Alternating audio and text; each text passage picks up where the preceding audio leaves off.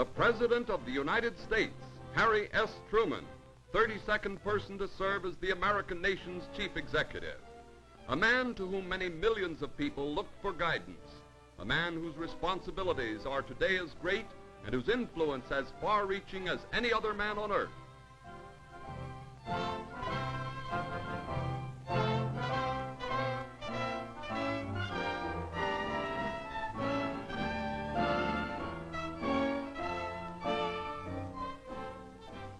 On the walls of President Truman's office are portraits of George Washington and Simon Bolivar, which indicate his aims and ideals.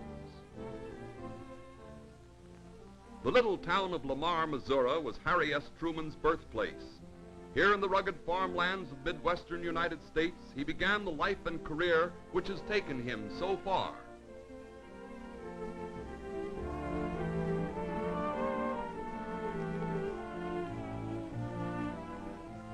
On this quiet, small-town street, in a very unpretentious little house which his father had built amid the simple rural surroundings, the future President of the United States was born on May 8, 1884.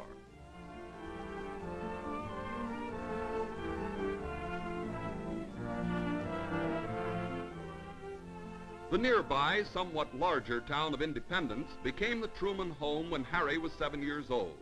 Here, as a serious-minded country boy, he grew up.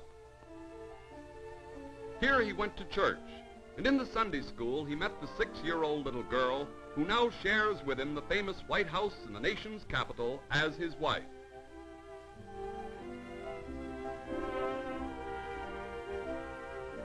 In Independence, he attended public school and became fired with ambition. In this small-town drugstore, he worked after school on his first job at $3 a week. The big town of Kansas City was not very far away, and while still attending high school, young Harry Truman journeyed here every afternoon for part-time employment on a newspaper, the Kansas City Star.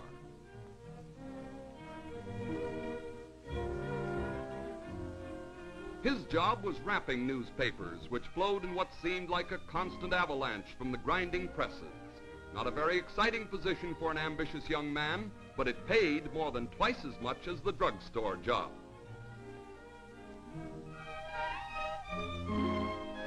When 17 years old, Harry Truman became a railroad worker as a timekeeper on the Santa Fe Railroad. This was after he had graduated from high school, and his father had suffered financial reverses which eliminated Harry's chances of going to college and necessitated his going to work full-time and in earnest. But his ambition carried him on, and within less than a year he had gained for himself a position as clerk in a large bank.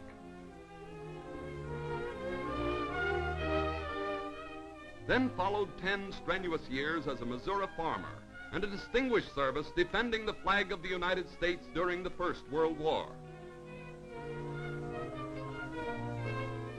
Shortly after being discharged from the Army, Harry Truman and a soldier friend established this clothing store in Kansas City. But along came the National Depression, which caused the business to fail.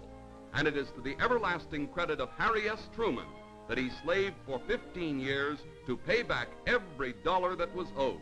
His former partner, who still owns the store, and the president are still the best of friends. Today, as through the intervening years during which Harry S. Truman has struggled and risen to his high position in national and world affairs, the big frame house in Independence, Missouri, has continued to be home to him. It is now called the Summer White House, and he returns at every opportunity which his presidential duties permit.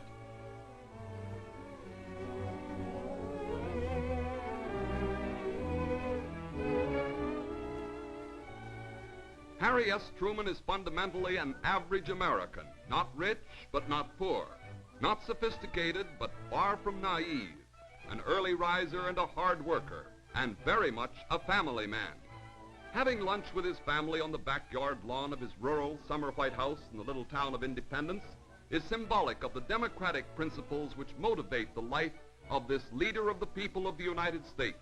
The family is equally unpretentious and American.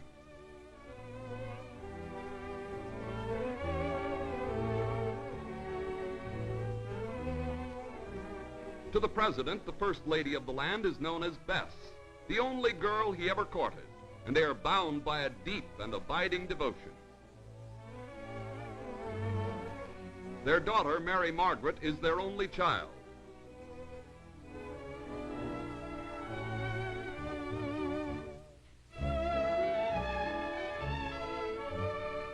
Here the president is seen with his sister, Mary Truman, and their mother, Mrs. Martha Truman, well past 90 years of age, to whom he is extremely devoted. This grand old lady still lives near the family farm, where Harry spent his boyhood, and she taught him the first lessons of being religiously good, economically thrifty, and socially fair and honest, lessons which the president has never forgotten.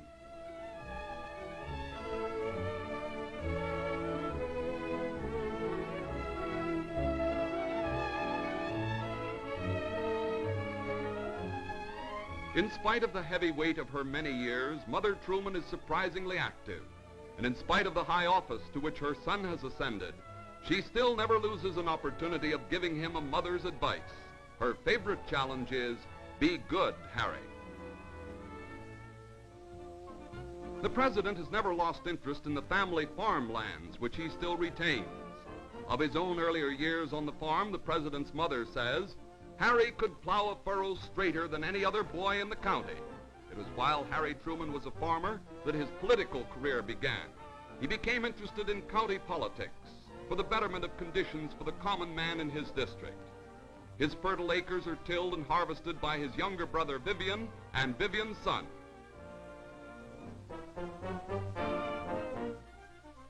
Many of the fine local roads as well as public establishments are the result of Harry Truman's early political efforts. It's a long way from plowing the straightest furrow of any farm boy in his county to the capital of the United States. But Harry Truman came to the national capital as senator from Missouri in 1934, and he brought with him the unpretentious integrity of his Midwestern farm folk and the determination to be economically thrifty and socially fair and honest. The fate of all the civilized nations of the earth hung in the balance at the time of the fourth inauguration of Franklin D. Roosevelt as President of the United States. Harry S. Truman had been one of President Roosevelt's staunchest supporters. He had been elected by a popular vote of the people as Vice President, the man upon whom these greatest of all history's grave responsibilities would fall in case anything should happen to President Roosevelt. No one knew what the future held in store. Little did anyone realize how soon Harry Truman was destined to shoulder the burden of state and carry on to completion the great work which Franklin D. Roosevelt had already come so close to fulfilling.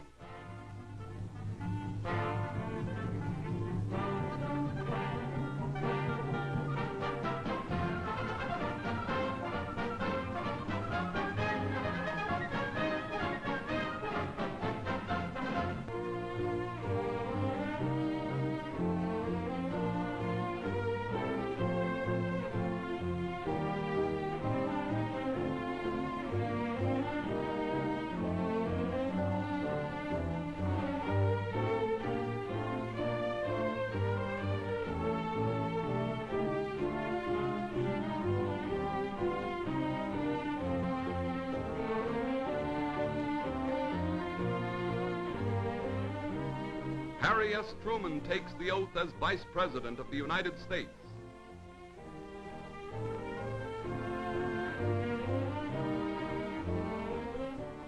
Being Vice President of the United States in the most difficult and fateful time in the nation's history established this native Missourian as a national statesman.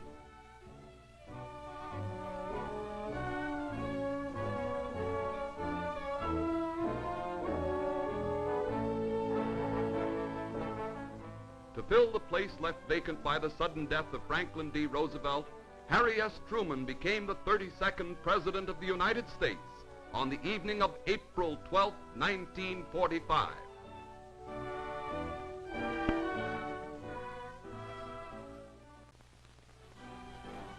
President Truman quickly and skillfully assumed all of Franklin D. Roosevelt's responsibilities. Among the many important problems and missions of duty was the United Nations Conference of International Organization at San Francisco, California, to which the President journeyed by plane. At San Francisco's Hamilton Field, the President is welcomed by a host of high-ranking officers and world diplomats, ambassadors, ministers, secretaries of foreign affairs, the Governor of California, United States senators, and many other equally important governmental representatives from all the continents of the earth.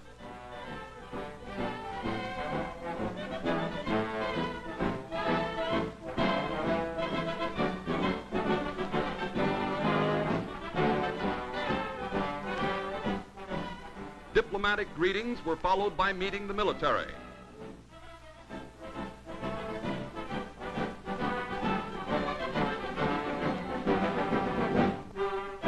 The President inspects the Guard of Honor, his first formal inspection of a military unit since he became President of the United States. When he came abreast of the band leader, Mr. Truman stepped aside to thank him for his selection of the music.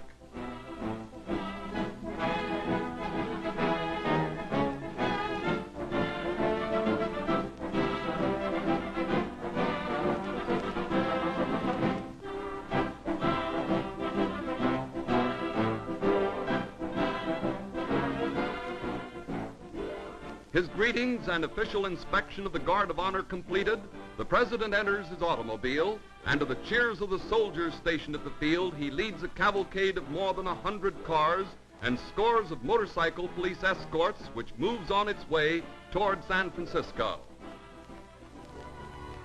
Official delegates of the 50 United Nations had been gathered in San Francisco for the purpose of drafting and signing the historic World Charter. President Truman did not visit the conference to urge its delegates to ratify and sign the charter, for that had already been agreed upon. He came, however, to close the conference with a fervent plea that the charter's tenets should be translated into long-lasting and inviolate deeds.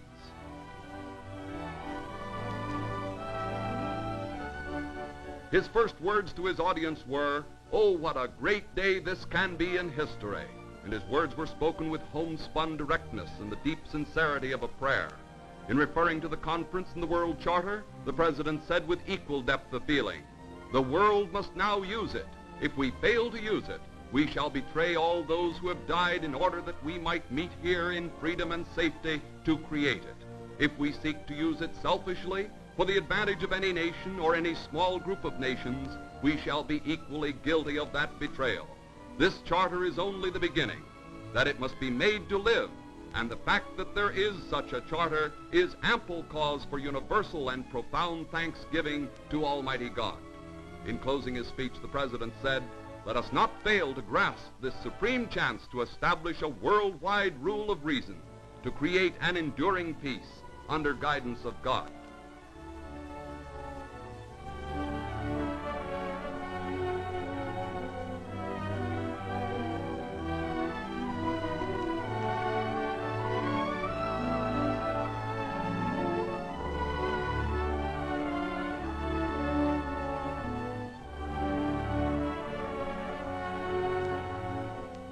President Truman's appearance in New York City on October 27, 1945, in connection with the nation's first Navy Day after the victorious completion of the greatest war in all history, also marked his first official visit to the great metropolis. His first official act was to personally commission the United States Navy's new supercarrier, named to commemorate his distinguished predecessor, Franklin D. Roosevelt.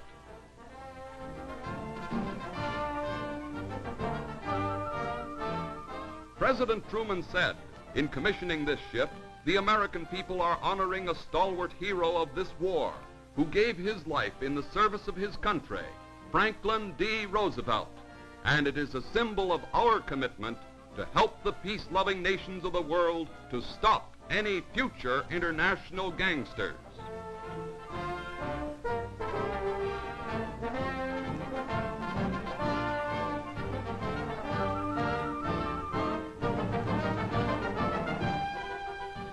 In the city's spacious Central Park, more than 1 million persons gathered to hear President Truman declare the nation's policy in world affairs, that the United States seeks no international expansion or selfish advantage, the return of sovereign rights to all peoples deprived of them by force, no territorial changes, for all peoples the choosing of their own form of government, our assisting defeated enemy states to establish democratic governments, disapproval of governments established by force, and equal rights for all to the trade and raw materials of the world.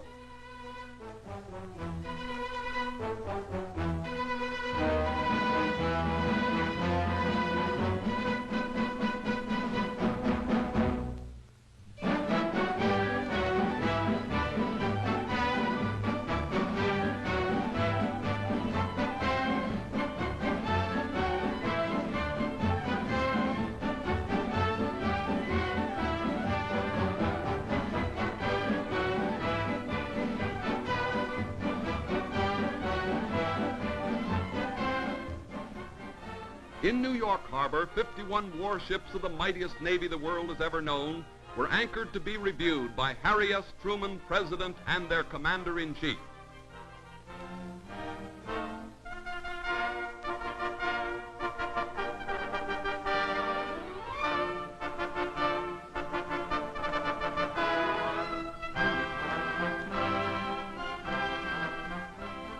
The Fighting Missouri, flagship of the Pacific Fleet which decimated the Japanese Navy and brought victory over Japan, and namesake of the state in which Harry Truman grew up as a farmer lad, serves as host to him as Commander-in-Chief.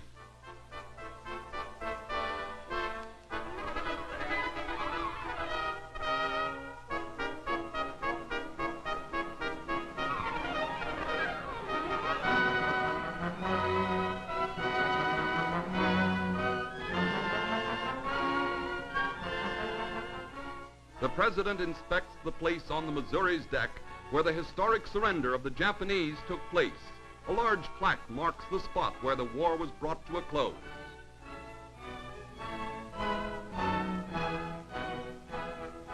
He sits down at the same table where victors and vanquished signed the papers of surrender to add his name to the ship's register.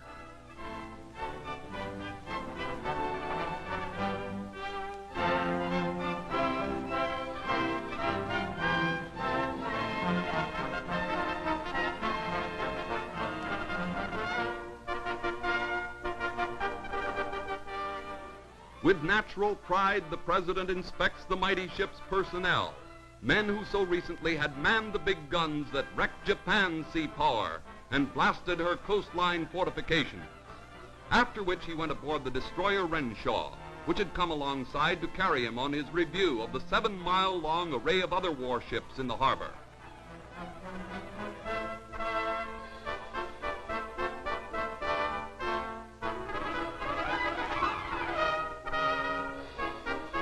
As the review ship moved slowly up the river harbor, both banks of which were lined with millions of people, and more than 1,000 warplanes moved swiftly through the sky overhead, each veteran warship boomed its peacetime thunderous salute as their Commander-in-Chief passed by.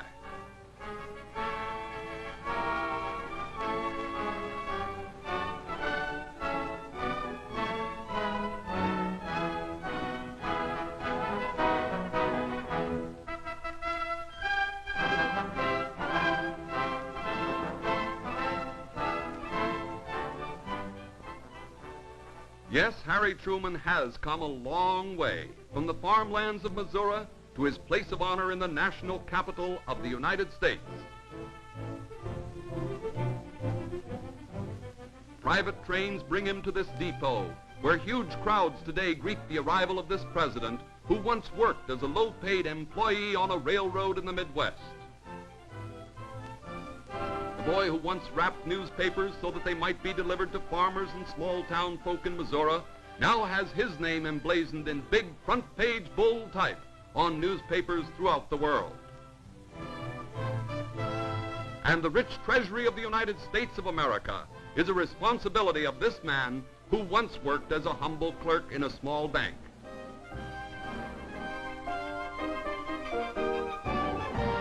He has brought to the White House, his presidential residence, the ideologies of a family man, ideologies which are a staunch and sturdy foundation for his important duties of state. He has brought to the capital of the United States a forcefulness and homespun integrity which sustain man's faith in the peacetime future. No other president of the United States has been called upon to do so much in such a brief period of time that is of such great importance to the future security and prosperity of all mankind. But President Harry S. Truman has met each emergency and issue with a fortitude, ability, and fairness which have won for him the confidence and faith of the people of the United States and the rest of the world.